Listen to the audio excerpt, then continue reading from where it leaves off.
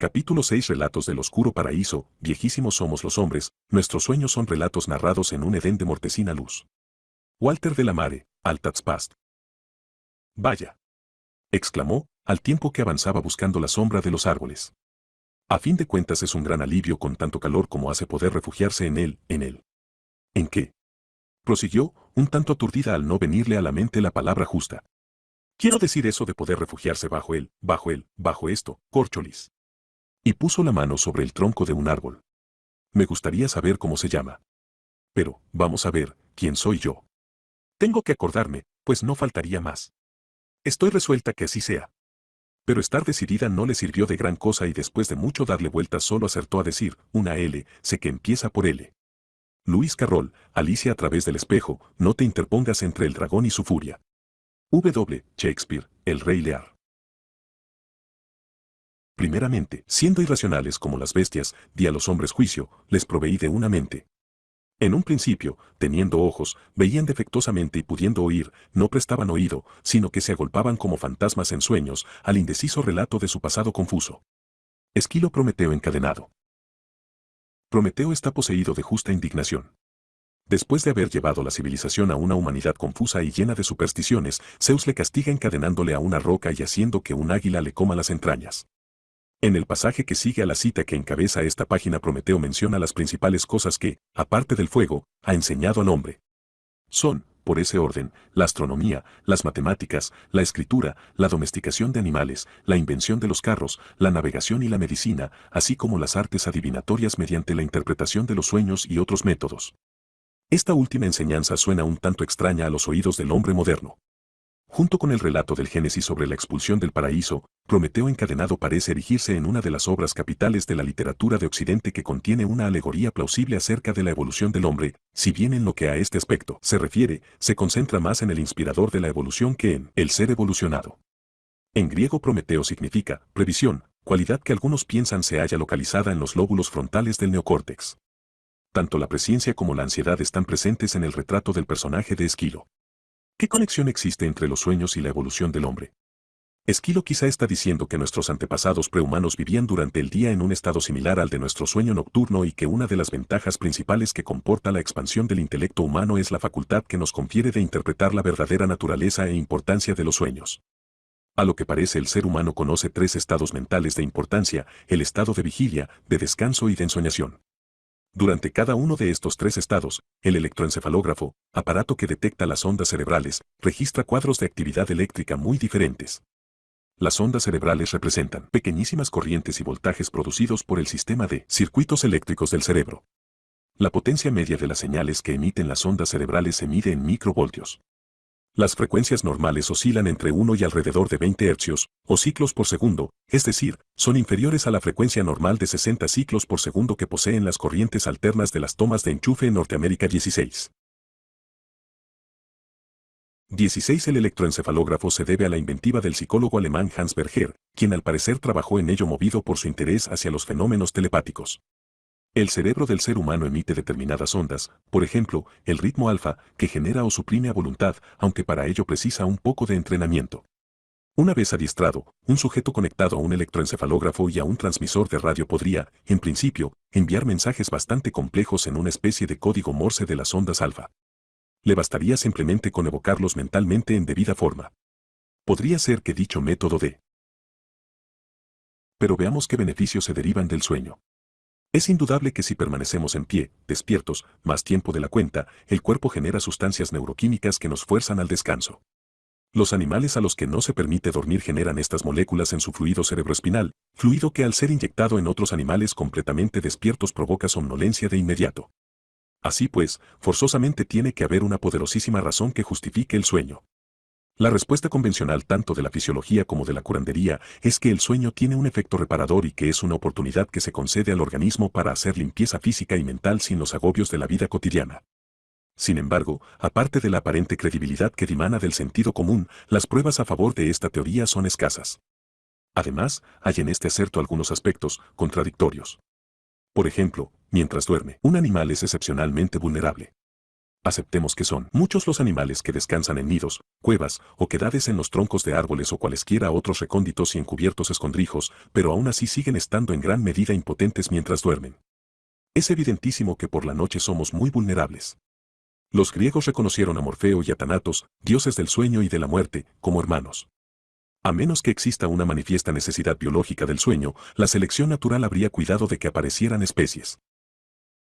Transmisión tuviera aplicaciones prácticas, como, por ejemplo, la de permitir comunicarse con un paciente inmovilizado por una grave apoplejía. Por razones de tipo histórico, el sueño carente de ensoñaciones se caracteriza, desde el punto de vista del electro, como asueño de onda lenta, y el estado de ensoñación como sueño paradójico. Animales no necesitadas del reposo nocturno.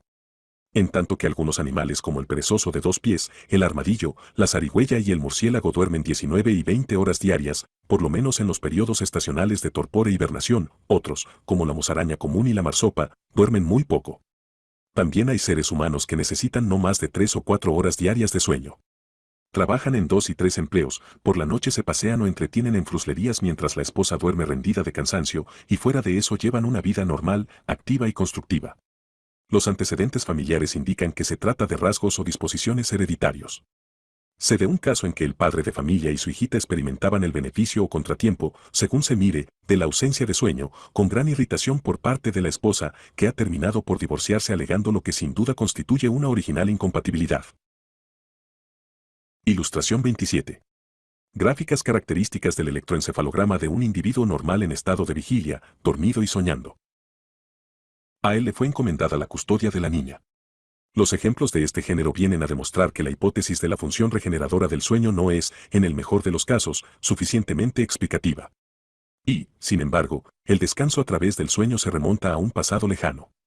Contemplándolo desde el prisma electroencefalográfico, es patrimonio de todos los primates y de casi todos los demás mamíferos y aves, hasta puede que afecte a los reptiles. En determinados individuos, la estimulación eléctrica espontánea de la amígdala con frecuencias de pocos ciclos por segundo, equivalentes a un reducido número de hercios, puede provocar epilepsia del lóbulo temporal y un estado de comportamiento automático inconsciente. Se han divulgado casos de ataques, no muy distintos del sueño, mientras un individuo epiléptico conducía su automóvil de madrugada o a la hora crepuscular y entre el conductor y el sol se interponía una cerca o vallado de estacas puntiagudas. En efecto, a determinada velocidad, las estacas interceptan los rayos solares justo en la proporción crítica generadora de una oscilación luminosa en frecuencia resonante que desencadena dichos accesos. Se sabe positivamente que el ritmo circadiano, modificaciones rítmicas en las funciones fisiológicas que se producen con una periodicidad de 24 horas, afecta incluso a especies tan insignificantes como los moluscos. Dado que, como veremos, mediante estimulación eléctrica de otras regiones límbicas en la base del lóbulo temporal, es posible inducir un estado que en algunos aspectos se asemeja al de ensoñación, parece obligado deducir que los centros que regulan el descanso nocturno y los sueños no pueden hallarse en puntos muy distantes de los recovecos cerebrales. Últimamente se han obtenido indicios de que las dos clases de reposo nocturno, o sea, con sueños o sin ellos, dependen de la forma de vida propia de cada especie. Truitt Allison y Dominic Cicchetti, de la Universidad de Yale, han señalado que desde un punto de vista estadístico es mucho más probable que sueñen los depredadores que no sus víctimas, las cuales tienen, a la inversa, muchas más probabilidades de dormir sin experimentar sueño alguno. Estos estudios se centran exclusivamente en los mamíferos y solo son válidos cuando se trata de poner de manifiesto las diferencias entre especies, no entre individuos de una misma especie. El animal que duerme y sueña está poderosamente inmovilizado y, detalle significativo, no responde a los estímulos externos. El reposo sin sueños es mucho menos profundo. Todos hemos podido comprobar cómo los gatos y perros enderezan las orejas y aguzan el oído al captar un ruido, cuando en apariencia están profundamente dormidos. Otra convicción generalizada es la de que si un perro dormido contrae las patas como si estuviera corriendo, está soñando en una cacería. El hecho de que hoy en día las presas no lleguen a dormir con sueño profundo parece atribuible a la selección natural. Sin embargo, nada impide que organismos hoy constreñidos en buena parte a jugar el papel de presa tuvieran antepasados depredadores, y a la inversa. Además, por regla general los depredadores presentan una mayor masa cerebral, en términos absolutos, y una mayor razón de proporcionalidad entre dicha masa y su peso corporal que la que ofrecen sus presas. Habida cuenta de las incidencias evolutivas que ha experimentado el sueño, actualmente aceptamos sin vacilaciones la idea de que los animales inferiores duermen menos profundamente y están por ello más libres de movimientos que los de orden superior. Pero, ¿por qué este sueño tan profundo? ¿Qué motivó la aparición de ese estado de profunda inmovilización? Tal vez un indicio revelador de la función que primitivamente desempeñaba el sueño radica en el hecho de que los delfines y las ballenas, así como los mamíferos acuáticos en general, parece que duermen muy poco. Generalizando, cabe decir que en el océano no hay lugar donde esconderse. En tal caso, ¿no podría ser que el sueño, en vez de aumentar la vulnerabilidad del animal, la redujese? Wills Webb, de la Universidad de Florida, y Dave Metis, de la Universidad de Londres, así lo han afirmado. Las pautas que exhibe cada especie animal en lo que al sueño se refiere se acoplan maravillosamente al medio ecológico en el que se desenvuelve su vida. Así pues, resulta concebible que los animales demasiado obtusos para permanecer quietos por propia iniciativa se vean inmovilizados por el sueño durante los periodos en que les acechan graves riesgos. Esta consideración nos parece especialmente aplicable a las crías de los depredadores. Así, los cachorros de tigre, además de tener una coloración que los protege con suma eficacia, duermen también muchísimo. La idea ofrece interés y seguramente hay en ella parte de verdad, si bien no lo explica todo. ¿Qué necesidad tienen los leones de dormir si apenas cuentan con enemigos naturales? La pregunta no encierra una objeción demoledora, pues quizá los leones evolucionaran a partir de otras especies que no tenían el mismo papel dominante que hoy les corresponde. Asimismo, los gorilas adolescentes, que tampoco tienen gran cosa que temer, se construyen todas las noches un cobijo en los árboles, tal vez porque sus antecesores eran más vulnerables. También entra en lo posible que los ascendientes de leones y gorilas temieran las acechanzas de depredadores más feroces que ellos mismos. Ilustración 28. Un nido con huevos de Protoceratops, del período Cretáceo, hallado en la República Popular de Mongolia. La hipótesis de la inmovilización parece singularmente válida cuando se toma en cuenta la evolución de los mamíferos, que aparecieron en un periodo en el que prevalecían sibilantes, descomunales y terroríficos reptiles. Sin embargo, casi todos los reptiles son animales de sangre fría 17 y, salvo en los trópicos, al caer la noche se ven constreñidos a una absoluta inmovilidad. En cambio, los mamíferos, por ser de sangre caliente, se desenvuelven bien en la oscuridad nocturna. Es muy posible que durante el periodo Triásico, hará cosa de 200 millones de años, las oscuras zonas ecológicas no tropicales estuviesen prácticamente desocupadas. Harry Harrison ha manifestado que con la aparición de los mamíferos, el oído y el olfato, sentidos que permiten adivinar distancias y objetos durante la noche, se potenciaron hasta extremos que entonces parecían inauditos y que hoy se nos antojan normales. Por otra parte, Harrison considera que el sistema límbico fue fruto de la necesidad de procesar el rico acopio de datos suministrado por estos sentidos notablemente perfeccionados. Buena parte del tratamiento de la información visual de los reptiles opera en la retina, no en el cerebro. El mecanismo de procesamiento óptico del neocórtex fue en gran parte un fenómeno evolutivo posterior. Es posible que los primeros mamíferos tuvieran vital necesidad de permanecer aletargados y ocultos durante el día, mientras los reptiles depredadores campaban a su antojo. Con ello trato de evocar una escena de la última etapa del Mesozoico en el que los mamíferos dormían a intervalos durante el día y los reptiles hacían. 17. Robert Packer, paleontólogo de la Universidad de Harvard, sugiere que por lo menos algunos dinosaurios eran notoriamente animales de sangre caliente. Aún así, es muy probable que no fueran tan insensibles como los mamíferos al cambio de la temperatura diurna y que por la noche redujeran sustancialmente el ritmo de actividad. Lo propio durante la noche, momento en que hasta los más inermes protomamíferos carnívoros podían suponer una amenaza real para los adormilados reptiles de sangre fría y muy en especial para sus nidadas. A juzgar por el volumen endocraneal, véase la figura de la ilustración 3, los dinosaurios eran, comparados con los mamíferos, singularmente lerdos. Para tomar algunos ejemplos, bien conocidos, digamos que el Tyrannosaurus rex poseía un volumen cerebral de unos 200 cc, el Brachiosaurus 150 cc, el Triceratops 70 cc, el Diplodocus 50 cc y el Stegosaurus 30 cc. Ninguno de ellos se aproximaba a la masa cerebral absoluta del chimpancé. El Stegosaurus, que pesaba 2 toneladas, era probablemente mucho más obtuso que un conejo. Cuando uno piensa en el formidable peso de los dinosaurios, aún sorprende más la pequeñez de su cerebro. El Tyrannosaurus pesaba 8 toneladas, el Diplodocus 12 y el Brachiosaurus 87. En este último, la proporción masa cerebral barra diagonal peso del cuerpo era 10.000 veces más pequeña que la del hombre. De la misma forma que los tiburones son los peces dotados de un cerebro más grande en relación con el peso del cuerpo, los dinosaurios carnívoros como el Tyrannosaurus tenían un cerebro proporcionalmente más grande que otros de tipo herbívoros, como el Diplodocus y el Brachiosaurus. No me cabe duda de que el Tyrannosaurus era una eficiente y terrorífica máquina de matar. Sin embargo, y a pesar de su pavorosa apariencia, los dinosaurios se nos antojan vulnerables ante adversarios pertinaces e inteligentes como los primeros mamíferos. Ilustración 29. Crías de Protoceratops saliendo del cascarón, reconstrucción. La escena mesozoica que antes nos representábamos tiene curiosas resonancias de vampirismo. Durante el día eran los reptiles carnívoros los que cazaban a los inteligentes y aletargados mamíferos, mientras que por la noche eran los mamíferos carnívoros los que hacían presa en los torpes y obtusos reptiles. Si bien estos enterraban los huevos que depositaban sus hembras, no es probable que asumieran la defensa activa de las nidadas ni de las crías. Ilustración 30. Dibujo de un saurornitoides, pequeño e inteligente dinosaurio, en el momento de atrapar a un mamífero. Se han encontrado vestigios de estos animales en Canadá y en la República Popular de Mongolia pertenecientes al período Cretáceo. Existen pocos ejemplos de este comportamiento, incluso entre los reptiles de nuestros días, por lo que resulta difícil imaginarse a un Tyrannosaurus rex incubando sus huevos. Todo ello nos induce a suponer que los mamíferos ganaron la vital contienda de los vampiros. Al menos algunos paleontólogos creen que la extinción de los dinosaurios se aceleró debido a las predaciones nocturnas de los primeros mamíferos en las que engullían los huevos de los reptiles. 2 huevos de gallina 18 para desayunar puede ser todo lo que resta, al menos en apariencia, de esta remotísima cocina de los mamíferos. Atendiendo al criterio de la proporción entre masa cerebral y masa corpórea, los más inteligentes de los dinosaurios son los saurornitoides, que por regla general poseen una masa cerebral de unos 50 gramos frente a los aproximadamente 50 kilogramos de peso corporal, proporción que los sitúa próximos al avestruz en la tabla de la ilustración 4. Ciertamente guardan un parecido con esta ave corredora. Sería muy revelador examinar los moldes endocraneales de sus fósiles. Probablemente se alimentaban de pequeños animales y utilizaban los 4 dedos de sus apéndices, parecidos a las manos, para múltiples tareas. Véase la ilustración 30, resulta interesante especular sobre estos animales. En el supuesto de que los dinosaurios no se hubiesen extinguido misteriosamente hace alrededor de 65 millones de años, ¿habría el sauromitoides continuado su progreso hacia formas cada vez más inteligentes? ¿Habría aprendido a cazar en grupo a los grandes mamíferos impidiendo con ello la gran proliferación de esta clase animal que siguió al término de la era mesozoica?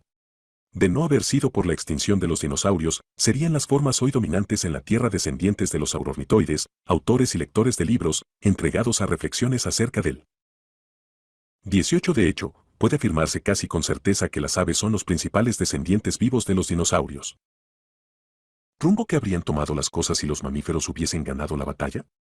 ¿Pensarían las formas dominantes que la base aritmética 8 era lo normal y que la base 10 era un rango exclusivo de la nueva matemática?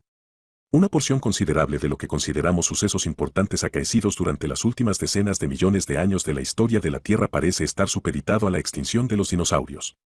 Puede decirse que se han avanzado docenas de hipótesis científicas para explicar este hecho, que parece haberse producido con inusitada rapidez y eficacia, tanto en lo que respecta a las formas terrestres como a las acuáticas. Las explicaciones propuestas solo parecen parcialmente satisfactorias, y van desde los cambios climáticos brutales hasta la extinción de una planta que por lo visto tenía propiedades laxantes, en cuyo caso los dinosaurios murieron víctimas de estreñimiento. Una de las más interesantes y fundamentadas hipótesis, formuladas por vez primera por I.S. Shklovsky, del Instituto de Investigación Cósmica de la Academia de Ciencias de Moscú, es la de que los dinosaurios murieron a causa de la explosión de una supernova próxima. El estallido de esta estrella moribunda, situada a unas decenas de años luz, ocasionaría un inmenso flujo de partículas cargadas con alta energía que penetró en nuestra atmósfera, alteró sus propiedades y tal vez destruyó la capa de ozono atmosférico, permitiendo la filtración de cantidades mortíferas de rayos ultravioleta. Es posible que los animales noctámbulos, como los mamíferos de aquella época, o los animales que vivían en el fondo de las aguas, como los peces, sobrevivieran a esta fantástica radiación de ultravioletas de gran potencial energético. Pero los animales que merodeaban a la luz del día y que vivían en la tierra o en la superficie de las aguas, sufrirían más que ningún otro las consecuencias de la dañina filtración. Esta catástrofe recibiría una denominación apropiada, el término en sí pasaría a significar mala estrella. Ilustración 31. Reconstrucción de un paisaje del Cretáceo en una región pantanosa del sector occidental de Canadá. La mayor parte de los dinosaurios representados en la ilustración son bípedos y herbívoros. Por lo que sabemos, todas estas formas se extinguieron al cabo de poco tiempo. Suponiendo que esta concatenación de hechos sea exacta, el flujo principal de la evolución biológica en el planeta Tierra durante los últimos 65 millones de años, y, ni que decir tiene, la existencia misma del ser humano, es resultado de la extinción de un distante Sol. Tal vez otros planetas giraban en su órbita y quizás uno de ellos conoció una rica eclosión de formas biológicas, evolucionadas penosamente a lo largo de miles de millones de años. No cabe duda de que la explosión de la supernova hubiese extinguido todo vestigio de vida en este planeta y hasta, probablemente, diluido su atmósfera en el espacio. Debemos nuestra existencia a una sobrecogedora catástrofe estelar que por otra parte, destruyó mundos y biosferas. Después de la extinción de los dinosaurios, los mamíferos se desplazaron a zonas ecológicas con predominio de la luz diurna. Seguramente, el miedo que el primate tiene a la oscuridad es un hecho relativamente moderno. Washburn sostiene que las crías de los babuinos y otros primates jóvenes solo albergan tres temores congénitos: el miedo a las caídas, a las serpientes y a la oscuridad, que corresponden respectivamente a los peligros que suponían para los moradores de los árboles la gravitación newtoniana, los reptiles, adversarios perpetuos del hombre y, en fin, los mamíferos, depredadores nocturnos, que debieron infundir considerable terror a los primates, guiados básicamente por el sentido de la vista. Si la hipótesis vampírica es cierta, y las probabilidades de que lo sea son muchas, la función del sueño está profundamente impresa en el cerebro de los mamíferos. Desde la época en que apareció esta clase de animales, el sueño fue un factor decisivo de cara a la supervivencia. Teniendo en cuenta que para los primeros mamíferos las noches insomnes hubieran entrañado más peligro para la supervivencia de sus grupos taxonómicos que las noches sin relación sexual, es indudable que el sueño constituyó un impulso más fuerte que el sexo, como parece ser el caso, también, en la mayoría de nosotros.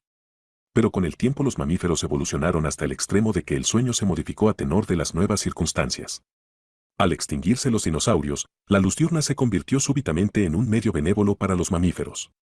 La inmovilización durante el día dejó de ser compulsiva, y lentamente fueron apareciendo diversidad de comportamientos respecto al sueño, incluida la actual correlación entre la intensa ensoñación de los mamíferos depredadores y el adormilamiento alerta y carente de sueños de las presas. Es posible, incluso, que las personas a las que bastan unas pocas horas de sueño sean los precursores de una nueva adaptación humana destinada a obtener el máximo partido de las 24 horas del día.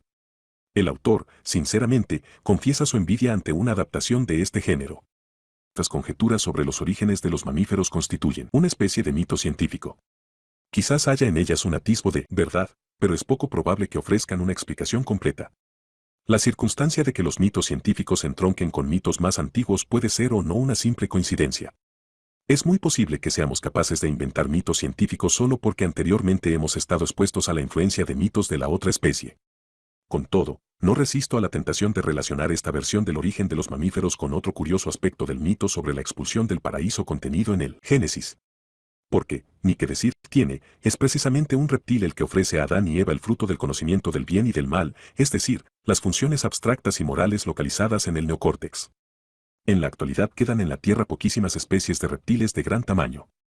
La más curiosa es el dragón de Komodo, en Indonesia, reptil de sangre fría, no muy inteligente, pero un depredador de estremecedora pertinacia en la consecución de sus objetivos. Con suma paciencia acechará a un ciervo o a un berraco dormidos para, repentinamente, cercenarles un cuarto trasero y dejar que la víctima se desangre hasta morir. Rastrean la presa por el olor. El dragón que sale a la caza de presa avanza pesadamente, con pasitos cortos, la cabeza agacha y la lengua bífida cerca del suelo para detectar la presencia de sustancias químicas. Los adultos más corpulentos pesan unos 135 kilogramos, miden 3 metros de largo y posiblemente viven más de 100 años. Para proteger sus nidadas el dragón excava fosos de 2 a 9 metros de profundidad, lo que probablemente constituye una defensa contra los mamíferos que se nutren de huevos de reptiles y contra ellos mismos, ya que se ha podido comprobar que en ocasiones los adultos acechan una nidada en espera de que las crías salgan del cascarón y poder engullir un apetitoso bocado. Las crías de los dragones moran en los árboles, lo que debe interpretarse como otra clara adaptación defensiva contra las incursiones de los depredadores. Ilustración 32. Varanus komodoensis, el dragón de Komodo, isla de Komodo, Indonesia. La singular meticulosidad de estas adaptaciones demuestra claramente que los dragones pasan por un trance difícil. El hábitat del dragón de Komodo se reduce a las selvas de las pequeñas islas Sonda 19, y no quedan más que unos 2000 especímenes. La oscura reconditez de los lugares que habitan indica sin lugar a dudas que los dragones están en vía de extinción debido a la actividad predadora de los mamíferos, en especial del hombre, conclusión deducida de los avatares que su existencia ha conocido a lo largo de 19 de enero de 1891, Du Bois halló en las islas de la Gran Sonda, y concretamente en Java, el primer fósil de Homo erectus, que presentaba un volumen endocraneal de casi 1.000 cc. Los dos últimos siglos. Todos los especímenes con formas de adaptación menos perfectos o que habitaban en lugares más accesibles se han extinguido. Incluso he llegado a preguntarme si la sistemática diferenciación de mamíferos y reptiles, véase la figura de la ilustración 3, atendiendo a la proporción entre masa cerebral y corporal, no será una consecuencia de la acción exterminadora de los mamíferos depredadores, que han ido dando muerte a los especímenes de dragones más inteligentes. En todo caso, es muy probable que la nutrida población de grandes reptiles haya venido disminuyendo desde el término de la era mesozoica y que hace tan solo 1000 o 2000 años había muchos más reptiles de gran tamaño de los que hay en la actualidad. Seguramente no es un hecho casual que las leyendas populares de muy diversas culturas contengan alusiones míticas a los dragones 20. La implacable hostilidad entre el hombre y el dragón, como demuestra la leyenda de San Jorge, es más acentuada en Occidente. En el capítulo 3 del Génesis, Dios dispone que haya perpetua enemistad entre los reptiles y el hombre. De todos modos, no se trata de una simple peculiaridad de nuestro hemisferio, antes bien, el fenómeno tiene carácter universal. Es una mera coincidencia que los sonidos onomatopéyicos que el hombre emite para reclamar silencio o llamar la atención tengan extraño parecido con el silbido de los reptiles. Puede pensarse que los dragones llegasen a constituir un gravísimo peligro para nuestros antecesores. 20. Curiosamente, el primer cráneo representativo del hombre de Pekín, el Homo erectus, cuyos restos guardan estrecha relación con el uso del fuego, fue descubierto por Wen Changpei a finales de 1929 en la provincia china de Xinjiang, en un lugar conocido como la Montaña de los Dragones. Protohumanos de hace unos cuantos millones de años, y que el terror que suscitaban, junto con las muertes que causaban, impulsaran la evolución del intelecto humano. O debemos considerar, quizá, que la alegoría de la serpiente constituye una referencia a la utilización del componente reptílico agresivo y ritualista de nuestro cerebro en la posterior evolución del neocórtex. Salvo una excepción, el relato del Génesis acerca de la serpiente que tienta al hombre en el jardín del paraíso es el único caso expuesto en la Biblia en que el ser humano acierta a comprender el lenguaje de los animales. ¿No es posible que el temor a los dragones fuera en realidad temor a una parte de nosotros mismos? Sea como fuere, sin la menor duda en el paraíso había dragones. Ilustración 33. San Jorge dando muerte al dragón, obra de Donatello, Iglesia di Or San Michele, Florencia. El fósil de dinosaurio más moderno se remonta a unos 60 millones de años. Los antecesores del hombre, no, sin embargo, el género Homo, vivieron hace unos 10 millones de años. ¿Es concebible que criaturas antropoides llegaran a coexistir con el Tyrannosaurus Rex? ¿Es posible que hubiera dinosaurios que lograran escapar a la muerte a fines del período Cretáceo? Cabe pensar que los sueños pertinaces y el temor generalizado que sienten los niños hacia los monstruos tan pronto son capaces de hablar sean vestigios evolucionistas de respuestas sumamente adaptativas, al estilo de los babuinos, a la amenaza de los dragones y las aves nocturnas 21. Ilustración 34. La tentación de Adán y Eva por una serpiente antropomorfa y su expulsión del paraíso, obra de Miguel Ángel, frescos de la Capilla Sistina. ¿Qué cometido cumplen los sueños en la actualidad? En una reputada publicación científica se expresó el criterio de que la función de los sueños es alertarnos de vez en cuando para comprobar que nadie nos acecha para devorarnos. Pero el caso es que los sueños ocupan una parte tan reducida del sueño normal. 21. Después de haber escrito este pasaje descubrí que Darwin había expresado una idea similar. Decía concretamente, no es lícito suponer que los vagos pero no por ello menos reales temores de los niños, que nada tienen que ver con la experiencia, sean resonancias heredadas de peligros reales y toscas supersticiones de la humanidad primitiva. Es bastante congruente con lo que sabemos acerca de la transmisión de rasgos antaño perfectamente desarrollados, que aparezcan en una fase temprana de la vida para luego desaparecer. Como las hendiduras branquiales del embrión humano, añado yo. Que esta explicación no parece muy satisfactoria. Por si fuera poco, hemos visto ya que los indicios apuntan precisamente en dirección contraria, o sea que en nuestros días son los mamíferos predadores y no sus presas los que sueñan con profusión. Consideramos mucho más verosímil la explicación que, basándose en los principios que rigen el funcionamiento de los computadores, estima que los sueños constituyen una fuga del procesamiento inconsciente de los sucesos de la jornada, un escape de la decisión que toma el cerebro sobre el número de eventos diarios, temporalmente almacenados en una especie de memoria intermedia, que han de incorporarse a la memoria duradera. Muchas veces soñamos en cosas acaecidas el día anterior, y con menos frecuencia en los sucesos de 2 días antes. De todos modos, no parece que el símil de la fuga y de la memoria intermedia baste para explicar satisfactoriamente el proceso, porque no explica en absoluto los tan característicos enmascaramientos del lenguaje simbólico de los sueños, tema que Freud fue el primero en plantear. Tampoco explica la carga emotiva de los sueños. Estoy seguro de que mucha gente se ha sentido infinitamente más atemorizada en sueños que no en estado de vigilia. Las funciones de evacuación y almacenamiento de datos acumulados en la memoria efímera que cumplen los sueños tienen algunas interesantes repercusiones de orden social. El psiquiatra norteamericano Ernest Harman, de la Universidad de Tufts, ha proporcionado pruebas un tanto anecdóticas pero razonablemente persuasivas de que los individuos que desarrollan actividades intelectuales durante el día, sobre todo si no están familiarizados con ellas, necesitan dormir más horas por la noche, en tanto que, por regla general, aquellos que realizan actividades básicamente repetitivas y tareas monótonas desde el punto de vista intelectual necesitan menos descanso nocturno. Sin embargo, las sociedades modernas, en parte por razones de orden organizativo, están estructuradas como si todos los hombres tuvieran las mismas necesidades de descanso y en muchos países se interpreta como prueba de rectitud moral el hecho de levantarse temprano. La cantidad de horas de descanso requeridas para llevar a cabo la evacuación de datos dependería pues de cuanto hayamos reflexionado y experimentado desde el último periodo de sueño. No existen indicios de que la casualidad opere en orden y dirección contrarios, que sepamos, los individuos que se drogan con fenobarbital no llevan a cabo actividades intelectuales insólitas durante los periodos de vigilia entre una y otra toma. A este respecto sería interesante estudiar el caso de los individuos insomnes para determinar si la fracción de tiempo de sueño durante la que padecen ensoñaciones es más dilatada que la de aquellos otros que necesitan dormir un número de horas normal, así como establecer si el tiempo de sueño y de ensoñación aumenta en función de la calidad y cantidad de sus experiencias de aprendizaje en estado de vigilia. Michel Jouvet, neurólogo francés que profesa en la Universidad de Lyon, ha descubierto que el sueño acompañado de ensoñaciones se genera en el pons, que si bien está ubicado en el cerebro posterior, constituye un aporte evolutivo característico de los mamíferos y acaecido en una fase tardía. Por otra parte, Penfield ha descubierto que la estimulación eléctrica de la parte interna y zona subyacente del lóbulo temporal comprendida en los límites del neocórtex y del complejo límbico, puede llegar a producir en los epilépticos un estado consciente muy similar al de unos sueños despojados de sus aspectos simbólicos y fantásticos. También puede inducir la experiencia de déjà vu. Muchos de los sentimientos que acompañan a los sueños, incluido el temor, pueden ser provocados mediante una estimulación eléctrica de este género.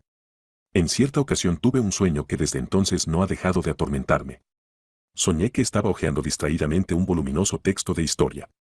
Juzgando por las ilustraciones puedo asegurar que el libro analizaba con parsimonia y método, como suele ocurrir con este tipo de obras, el decurso de los siglos, época clásica, Edad Media, Renacimiento y demás, acercándose de manera gradual a la era moderna. Pero, casi sin darme cuenta, allí estaba la Segunda Guerra Mundial, a la que se destinaban alrededor de 200 páginas. Con creciente interés me sumí en el texto hasta tener la completa seguridad de que había ido más allá de la época en que vivía. Era, en fin, un libro de historia que comprendía el futuro, como si al girar la página del calendario cósmico correspondiente al 31 de diciembre me encontrara ante una crónica detallada de los sucesos acaecidos el 1 de enero. Conteniendo la respiración traté, así literalmente, de leer el futuro. Pero todo fue en vano, pues solo conseguía descifrar términos aislados. Cierto es, pude discernir trozos o letras sueltas, pero sin conseguir jamás aglutinarlas en palabras ni las palabras en frases. Sufría de alexia. Tal vez se trate de una simple metáfora sobre la imprevisibilidad del futuro, pero siempre que retorna el sueño, invariablemente, siento que soy incapaz de leer. Puedo reconocer, por ejemplo, una señal de tráfico con el stop por el color y la forma octogonal, pero no leer la palabra stop, por más que sepa que está escrita allí.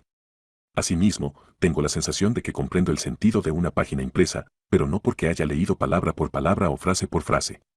En estado de ensoñación ni siquiera soy capaz de efectuar las más sencillas operaciones aritméticas con un mínimo de garantías. Por otra parte, cometo una buena gama de confusiones verbales sin aparente significado simbólico, como pueda ser el hecho de mezclar Schumann con Schubert. En suma, padezco un poco de afasia y estoy completamente aléxico. No toda la gente que conozco sufre este mismo deterioro cognitivo en estado de ensoñación, pero con frecuencia muchos individuos experimentan algún tipo de menoscabo. Digamos de paso que los ciegos de nacimiento tienen sueños auditivos, no visuales.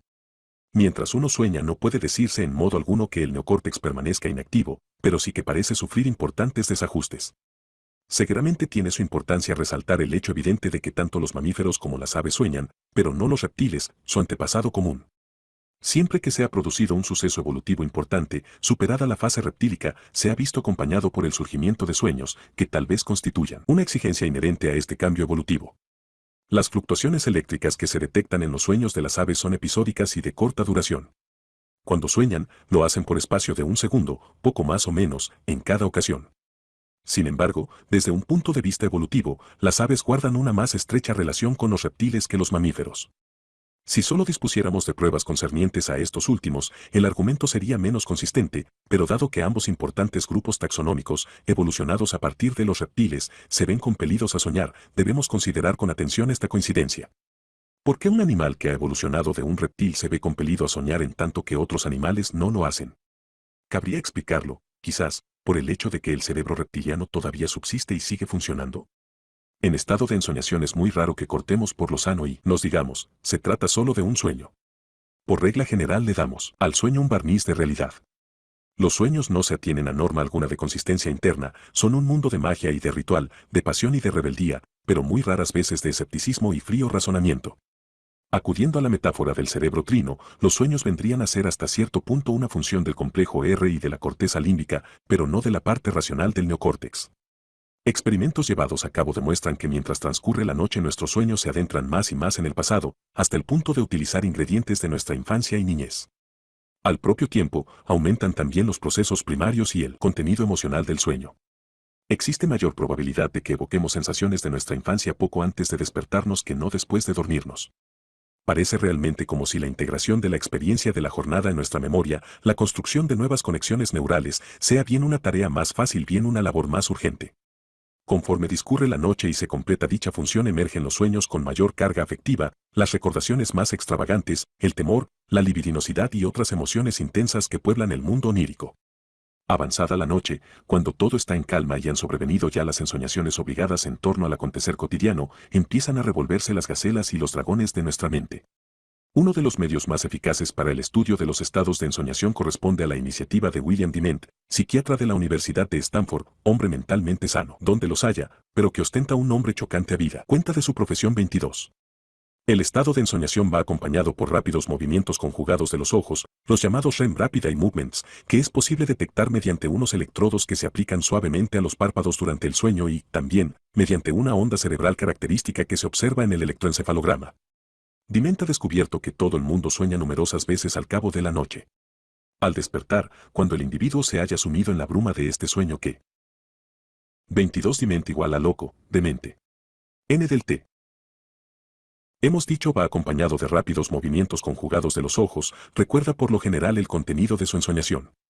Ateniéndonos a las pautas del REM y del electroencefalograma se ha podido determinar que gran número de individuos que alegan no tener nunca ensoñaciones sueñan como el que más, la prueba está en que cuando se les despierta en el momento oportuno admiten con cierta sorpresa que han estado soñando. Durante el estado onírico el cerebro humano se halla en un estado fisiológico característico, y hay que decir que soñamos con bastante frecuencia. Aun cuando tal vez un 20% de los individuos despertados durante la fase de sueño REM no recuerdan sus fantasías nocturnas y alrededor de un 10% despertados en otra fase distinta dicen haber estado soñando, nosotros, por razones de conveniencia, equipararemos el sueño en la fase REM y las consiguientes ondas cerebrales registradas en el electroencefalograma con el estado de ensoñación. Existen indicios de que soñar es necesario. Cuando el hombre u otros mamíferos se ven privados del sueño REM, siendo despertados tan pronto aparecen los registros característicos del REM y del electro, aumenta el número de iniciaciones del estado de ensoñación por noche y, en los casos graves, las alucinaciones durante el día, esto es, sueños en estado de vigilia.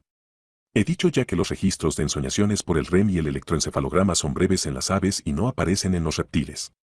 Al parecer, los sueños son básicamente una función de los mamíferos y, lo que es más, en el hombre el reposo nocturno acompañado de sueños es más intenso durante el periodo postnatal. Aristóteles afirmó con bastante contundencia que los lactantes no sueñan. Por el contrario, se ha comprobado que en muchos casos pasan soñando la mayor parte del tiempo.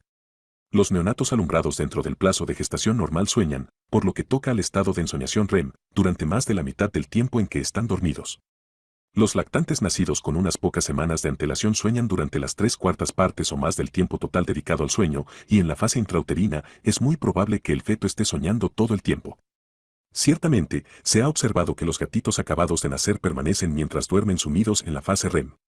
En tal caso, la recapitulación vendría a indicar que la ensoñación es, básicamente, una función propia de los mamíferos que se configuró en una etapa primeriza de la evolución. Existe otra conexión entre la infancia y los sueños y es el hecho de que van seguidos de amnesia. Cuando salimos de uno u otro estado, nos cuesta muchísimo recordar las escenas que hemos vivido. Yo diría que en los dos casos, el hemisferio izquierdo del neocórtex, que regula la rememoración analítica, ha funcionado falto de eficacia. Otra posible explicación sería que tanto en sueños como en los primeros meses de nuestra existencia padecemos una especie de amnesia traumática porque nos resulta demasiado doloroso recordar las experiencias. Sin embargo, olvidamos muchísimos sueños francamente agradables y, por otra parte, resulta difícil creer que la infancia sea tan poco placentera. Hay que decir también que algunos niños consiguen recordar hechos y sensaciones de las primeras etapas de sus vidas. No son muy raras las evocaciones de experiencias que se remontan al primer año de existencia y seguramente incluso más tempranas. Cuando mi hijo Nicolás tenía 3 años se le pidió que hablara del suceso o sensación más lejanos que pudiera recordar. Con tono sosegado y la mirada fija en un punto intermedio de la estancia respondió, recuerdo que era rojo y que hacía mucho frío. El chico había nacido tras serle practicada a la madre una cesárea. Aunque improbable, me pregunto si esta respuesta entraña una efectiva recordación del momento del parto. En cualquier caso, pienso que la explicación más probable a la amnesia que acompaña a los sueños, especialmente a los de infancia, deriva del hecho de que en dichos estados nuestra vida mental viene regida casi enteramente por el complejo R, el sistema límbico y el hemisferio cerebral derecho. Durante la primera infancia el neocórtex está insuficientemente desarrollado, en caso de amnesia, ha sufrido menoscabo. Existe una sorprendente correlación entre las erecciones de pene o de clítoris y el sueño REM, incluso cuando las ensoñaciones no tengan un manifiesto contenido erótico. En los primates, como no, estas erecciones están relacionadas con el apetito sexual y también con la agresividad y el mantenimiento de las jerarquías sociales. Pienso que, cuando soñamos, una parte de nosotros participa en actividades bastante similares a las de los titís que tuve ocasión de ver en el laboratorio de Paul MacLean. El complejo R interviene en los sueños de los humanos, pueden oírse los resoplidos y sacudidas de los dragones y, también, el tonante aullido de los dinosaurios. Una excelente demostración del crédito que puedan merecer las ideas científicas es su subsiguiente confirmación. Se postula una teoría sobre la base de ciertos indicios, y luego se lleva a cabo un experimento en relación con la misma cuyo resultado no puede conocerse con antelación por parte de quien lo ha propuesto. Si el experimento confirma la idea original, se considera que se trata de una teoría consistente y merecedora de apoyo. Freud estimó que buena parte, si no toda, la energía psíquica de las emociones afectadas por los procesos primarios y los ingredientes que componen los sueños tienen originariamente una raíz sexual.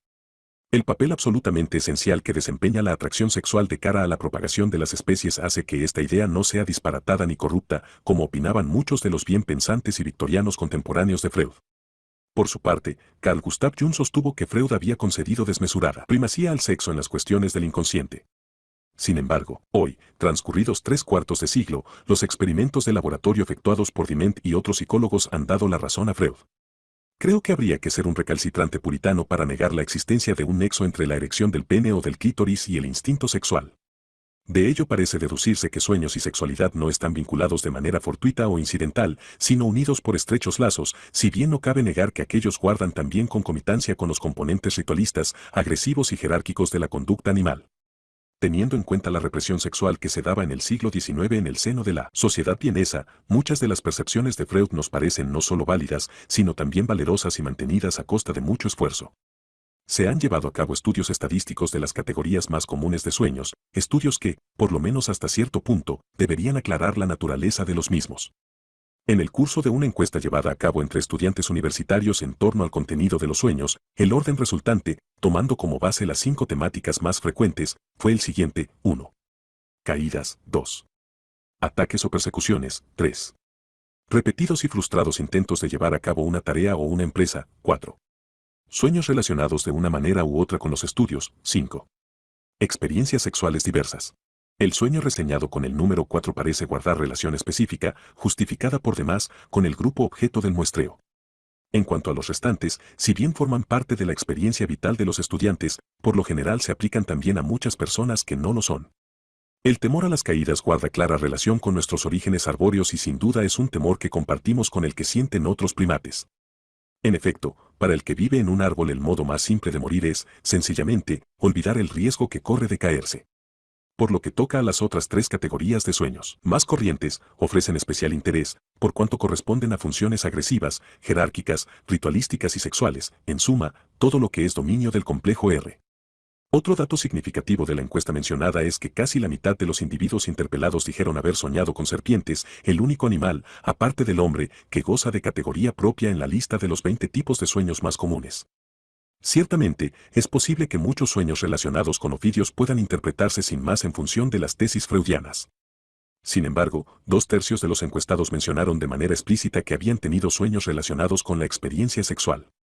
Habida cuenta de que, según Washburn, los primates no adultos muestran un miedo congénito de las serpientes, parece lógico preguntarse si el mundo de la ensoñación no proyecta directa e indirectamente la antigua hostilidad entre reptiles y mamíferos. Existe a mi modo de ver una hipótesis que casa con las verdades científicas que acabo de exponer, y es que la evolución del sistema límbico significó una manera radicalmente nueva de contemplar el mundo. La supervivencia de los primeros mamíferos dependía de su inteligencia, de peligros que sortearon durante el día y de la devoción hacia los especímenes más jóvenes. El mundo percibido a través del complejo R era un mundo muy distinto. En razón a la naturaleza acumulativa del proceso de cerebración, las funciones del complejo R podían ser utilizadas o desechadas en parte, pero no ignoradas. De esta manera, surgió un centro de inhibición, localizado debajo de lo que en el hombre es el lóbulo temporal, con objeto de atenuar la acción del cerebro reptílico, al tiempo que en el pons aparecía un centro de activación cuya misión era impulsar el funcionamiento del complejo R, pero de una manera inocua, durante el sueño. Esta consideración tiene, por supuesto, notables puntos de semejanza con las tesis de Freud acerca de la represión del ello por parte del superego, o del inconsciente por parte de la conciencia moral, en las que el papel ello se ponía claramente de manifiesto en fenómenos tales como los lapsus lingue, la libre asociación de ideas, ensoñaciones, etc., es decir, en los intersticios de la represión ejercida por parte del superego. Al producirse el notable desarrollo del neocórtex en los mamíferos superiores y en los primates, tuvo lugar una cierta participación neocórtical en el estado onírico, y es que un lenguaje simbólico es, a fin de cuentas, eso, un lenguaje. Esta circunstancia se relaciona con las diferentes funciones de los dos hemisferios del neocórtex que mencionaremos en el siguiente capítulo. Pero la filigrana de los sueños contenía elementos sexuales, agresivos, jerárquicos y ritualistas significativos. Los ingredientes fantásticos que pueblan el mundo de los sueños tal vez tengan que ver con la casi total ausencia de estimulación sensorial directa durante las ensoñaciones. En el estado onírico apenas si existe un análisis de la realidad. Desde este ángulo, la frecuencia de sueños en los niños se explicaría por el hecho de que durante la infancia la parte analítica del neocórtex no tiene intervención apreciable. La carencia de ensoñaciones en los reptiles se explicaría por la ausencia de represión del estado de ensoñación. Para expresarlo de la misma forma con que Esquilo describió a nuestros antecesores, diremos que los reptiles sueñan despiertos. Creo que esta idea sirve para explicar la peculiaridad, por contraste con la conciencia verbal que exhibimos en estado de vigilia, del estado de ensoñación, su localización en los mamíferos y, preferentemente, en el ser humano durante el periodo subsiguiente al parto, su fisiología y su penetración en el hombre. El hombre desciende de los reptiles y de los mamíferos. Es muy probable que al reprimir durante el día la acción del complejo R y al liberar por la noche los dragones de nuestra ensoñación estemos reviviendo los 100 millones de años de lucha en que reptiles y mamíferos se enfrentaron, con la salvedad de que se ha invertido el momento del día en que tiene lugar la vampírica caza. Con todo, hay en la conducta del ser humano suficientes rasgos reptílicos. Si liberásemos por completo los aspectos reptílicos de nuestra naturaleza, disminuiría considerablemente nuestra capacidad de supervivencia. Puesto que el complejo R se halla muy profundamente engarzado en la fábrica del cerebro, no cabe soslayar por mucho tiempo y de forma absoluta sus funciones. Quizá el estado de ensoñación permite, en nuestra fantasía y en su realidad, que el complejo R funcione regularmente, como si todavía controlase la situación.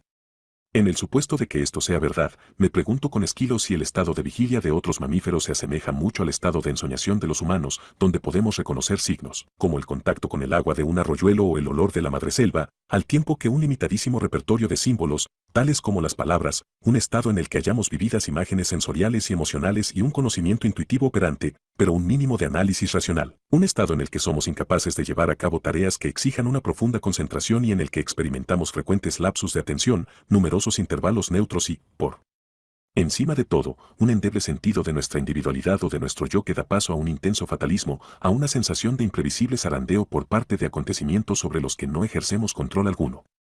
Si este es nuestro punto de origen, ciertamente hemos recorrido un largo trecho.